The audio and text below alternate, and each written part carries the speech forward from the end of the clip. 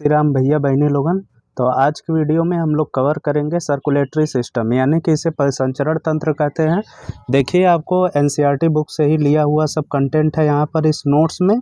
NCERT आपको book पढ़ने की ज़रूरत नहीं है। अगर आप इस नोट्स से आप मेरे द्वारा पढ़ाए गए सभी चीज़ों को अगर अच्छे से ध्यान में रखते हैं तो आप कोई भी एग्ज़ाम हुआ उसे क्रैक कर सकते हैं। यहाँ तक के लिए ये नोट्स जो है नीट, सीयूईटी या फिर अन्य यहाँ तक कि टीएसटी पीएसटी एग्ज़ाम देने वालों बच्चों के लिए भी काफ़ी हेल्पफुल होगा। तो चलिए आइए शुरू करते हैं। देखिए, सबसे पहले हम लोग बात करते हैं सर्कुलेटरी सिस्टम, यानी परिसंचरण तंत्र। क्या होता है कि हमारे बॉडी में जो भी फ्लूइड होते हैं जिनके द्वारा हमारा भोजन और सभी गैसेस एक्सचेंज होती है, ट्रांसपोर्ट होती है एक प्लेस से दूसरे प्लेस से, तो इसे हम लोग परिसंचरण तंत्र के अंतर्गत पढ़ेंगे। तो इसमें सबसे पहला हम लोगों का टॉपिक आता है ब्लड, यानी कि इसे हम लोग रुधिर कहते हैं, इसे रक्त कहते हैं, इसे खून भी कहते हैं। ठीक है, तो सबसे पहला तो यही बात है कि ये क्या होता है, कनेक्टिव लिंक होता है, ये एक संयोजी ऊतक होता है। तो फिर इसके बाद हम लोग देखते हैं दूसरा पॉइंट इसमें कोलेजिन और इलास्टिन प्रोटीन रेशे जो है ये एब्सेंट होते हैं। काफ़ी ज़्यादा इम्पॉर्टेंट ये पॉइंट है, क्वेश्चन भी कई बार पूछा गया है। फिर इसके बाद ये तो बहुत ज़्यादा इम्पॉर्टेंट क्वेश्चन है कि कई बार पूछा जाता है जो ब्लड है इसकी उत्पत्ति, इसकी ओरिजिन कहाँ से हुई है। तो इसकी ओरिजिन जो है मेसोडर्म से हुई है। ठीक है, 3 लेयर होती है, एक्टोडर्म, मेसोडर्म, एंडोडर्म। ठीक है, तो ये ऑप्शन में ज़रूर आपको मिलेगा मेसोडर्म। फिर इसके बाद हम लोग देखते हैं हमारे शरीर का आयतन का औसतन जो है 5 से 6 लीटर तक खून होता है। ये सभी जितने भी चीज़ें मैंने कलेक्ट किया है इसमें, ये सभी एनसीईआरटी की ही लाइन है। ठीक है, अगर आप एनसीईआरटी बुक भी पढ़ेंगे तो इसके अलावा और कुछ अलग चीज़ें नहीं पाएंगे। ठीक है, फिर इसके बाद हम लोग देखते हैं ये शरीर के भाग का 7 से 8% भाग जो है वो ब्लड बनाता है। फिर इसके बाद ब्लड का जो स्टडी हम लोग करते हैं इसे हेमेटोलॉजी कहते हैं। ये याद रखिएगा, काफ़ी इंपॉर्टेंट है आपके लिए। ठीक है, चलिए तो आइए हम लोग देखते हैं कि इस ब्लड में होता क्या है।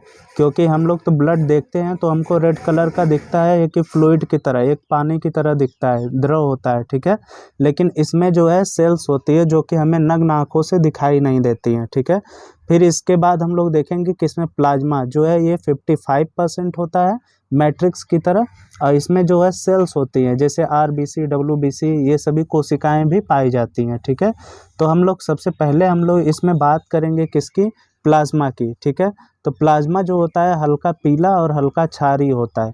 लेकिन आप तो कहेंगे कि हमारा ब्लड जो है वो रेड कलर का दिखाई देता है, तो बिल्कुल वो तो हीमोग्लोबिन की वजह से रेड दिखाई देता है जो कि आरबीसी सेल्स होती हैं। फिर इसके बाद ये हल्का पीला, और कभी आप लोगों ने चोट लगने पर खून ज़रूर चूसा होगा तो वो आपको हल्का सा क्षारीय दिखता है। ठीक है, तो ये भी काफ़ी ज़्यादा इम्पॉर्टेंट है, बहुत ज़्यादा इम्पॉर्टेंट है। ब्लड का जो पीएच होता है वो 7.2 से 7.4 के बीच में होता है। फिर इसके बाद हम लोग देखते हैं इस प्लाज्मा के अंदर, इस लिक्विड वाले पार्ट के अंदर जो है 92% जो है ये H2O केवल जल होता है। ठीक है, बाकी बचे हुए भाग यानी कि जो 6-7-8% बच रहा है उसमें प्लाज्मा प्रोटीन्स होती है। ठीक है, इन प्रोटीन को हम लोग आगे डिस्कस करेंगे बहुत अच्छे से। फिर इसके बाद हम लोग देखेंगे कि इस प्लाज्मा में ही, इस फ्लूइड वाले पार्ट में क्या होता है, ग्लूकोज होता है जिसकी मात्रा कितनी होती है, 80 से 120 mg/dl। ठीक है, इसमें कोलेस्ट्रॉल होता है, इसमें अमाइनो एसिड होता है, इसमें आयंस होते हैं कुछ जो कि बहुत ज़्यादा इंपॉर्टेंट है, जैसे Na+, Cl-, CO3- आयन, ये सभी। ठीक है, और इसमें जो यूरिया होता है, ठीक है, जो हम लोगों का यूरिन होता है वो यूरिया के रूप में 20 से 40 मिलीग्राम होता है प्रति डीएल में।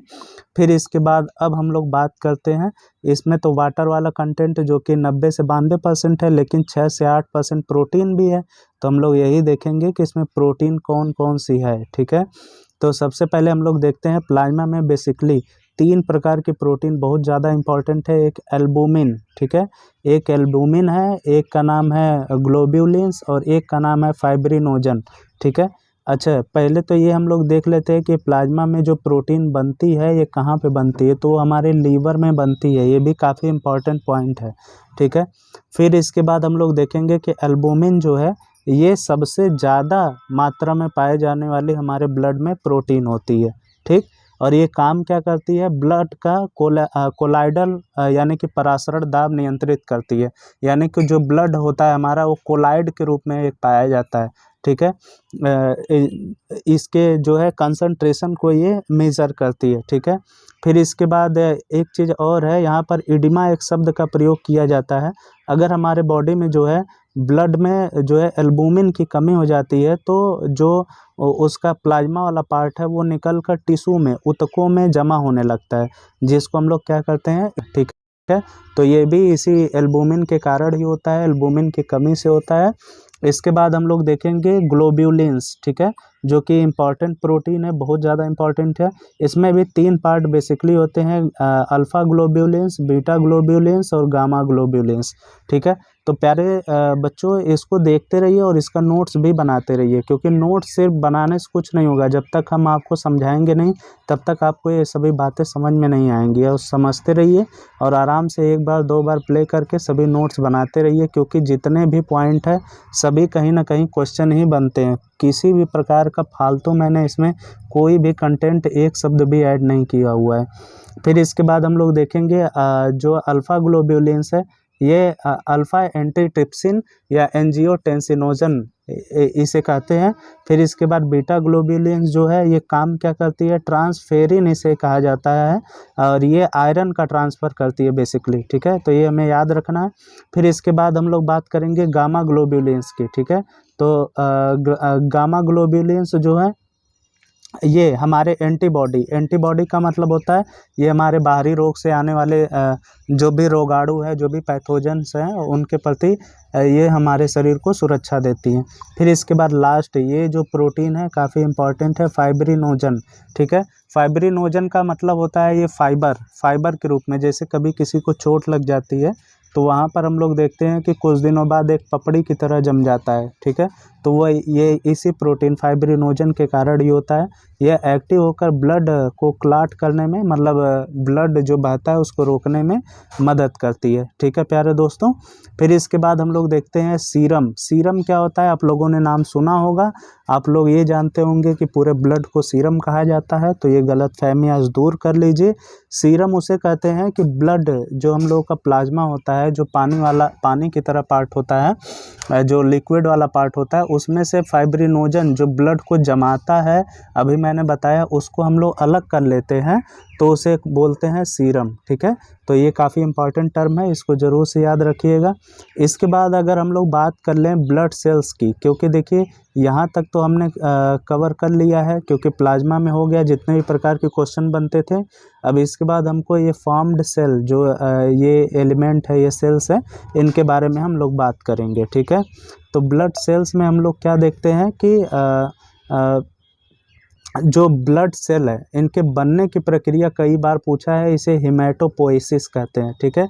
काफ़ी इम्पॉर्टेंट है, ये याद रखिएगा। अब ब्लड सेल हमारा बनता कहाँ पर है, तो ये बनता है हमारे रेड बोन मैरो यानी कि अस्थि मज्जा, जो हड्डियों के बीच में भरा होता है। अगर आप लोग कभी नॉनवेज खाते हैं, हड्डी को फोड़ कर खाते हैं, तो उसके अंदर कुछ सेल्स होती हैं, ठीक है, जो कि बोन मैरो कहलाती हैं।